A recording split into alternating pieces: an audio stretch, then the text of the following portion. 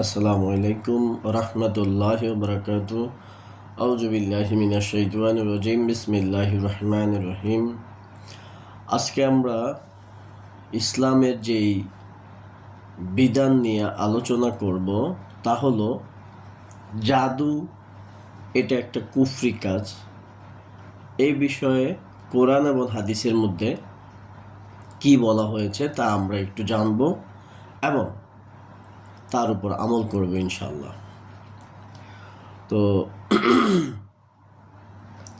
যেমন আপনার ইবনে জুরাইজ রহমতুল্লাহ বলেন যে কাফির ছাড়া আর কেউ জাদুবিদ্যা শিখবার সৎ সাহস রাখতে পারে না।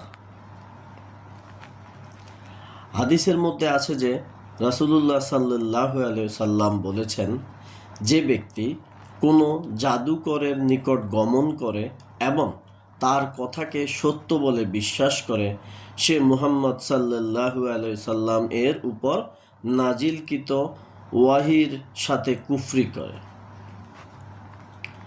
হজরত ইমাম আহমদ রহমতুল্লাহ ও পূর্বযুগীয় মনীষীদের একটি দল জাদুবিদ্যা শিক্ষার্থীকে কাফির বলেছেন।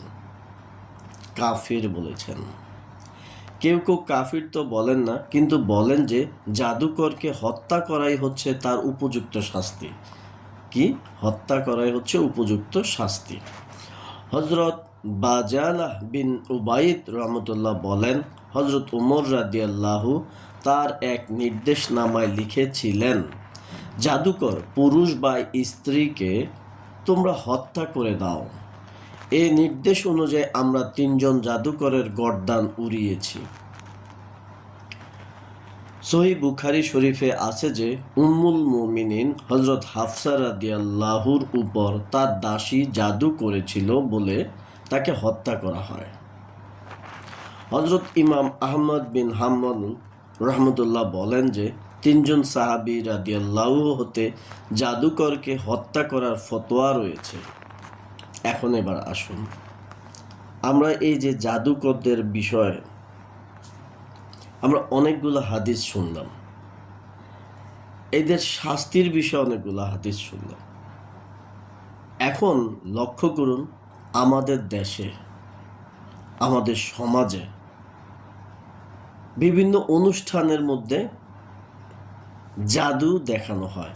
ঈদ হলে ঈদের অনুষ্ঠানের একটা অংশই থাকে হলো জাদুর দেখানোর। বিভিন্ন স্কুল কলেজের ফাংশনের মধ্যে জাদুকররা ফাংশনের মধ্যে আমন্ত্রিত হয়, তারা জাদু দেখায়। বিভিন্ন জায়গায় বিজ্ঞাপন দিয়ে জাদুকরেরা বিভিন্ন রকমের কুফরি দিয়ে, এই যে স্বামী স্ত্রীর ভাঙ্গন তৈরি করে, আবার বন্ধন তৈরি করে, মানে নানান রকমের নানান কিছু করে। এখন আসুন, ইসলামের এই যে আইন রয়েছে জাদুকরদের বিষয়ে, এদেরকে কাফিরও বলা হয়েছে, আবার এদের শাস্তি কি দিয়েছেন? মৃত্যুদণ্ড। আমাদের দেশে বলেন, এটা একটা মুসলিম রাষ্ট্র, আজও পর্যন্ত ইসলামের এই বিধান বাস্তবায়ন হয়েছে? কোনো একজন জাদুকরকে শাস্তি দেওয়া হয়েছে রাষ্ট্রীয়ভাবে? উত্তর হবে না। এখন আসুন, আমাদের মৃত্যু হবে, মৃত্যুর পর আল্লাহর কাছে কি জবাব দেবেন? আল্লাহ যখন আপনাকে এই নেয়ামত সম্পর্কে জিজ্ঞাসা করবে, আল্লাহ যখন জিজ্ঞাসা করবে ওনার ইসলাম প্রতিষ্ঠিত ছিল না, আপনি কি করেছেন, তখন আল্লাহর কাছে কি জবাব দিবেন? তাই আসুন, আমরা ইসলাম প্রতিষ্ঠিত করার জন্য কাজ করি।